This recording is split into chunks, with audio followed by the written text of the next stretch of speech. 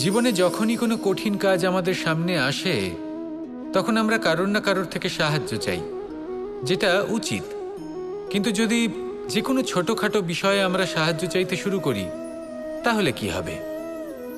তাহলে আমরা নিজেদের সামর্থ্য, নিজেদের যোগ্যতাকে কখনো বাড়তেই দেব না, না আমাদের শক্তি কখনো বাড়বে, কারণ এটা আমাদের অভ্যেস হয়ে যাবে।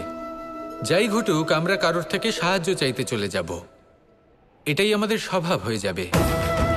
সেই জন্য আমাদের যেটা করা উচিত সেটা হলো যতক্ষণ না আর কোনো উপায় থাকছে ততক্ষণ আপনি কারোর থেকে সাহায্য চাইতে যাবেন না। চেষ্টা করুন, যা সংকট থাকুক, সমস্যা থাকুক, পরিস্থিতি যতই কঠিন হোক, নিজে সমাধান করতে চেষ্টা করুন। যতটা পারবেন আত্মনির্ভর হওয়ার চেষ্টা করুন। যদি এটা করতে পারেন তাহলে আপনি অনেক কিছু শিখবেন।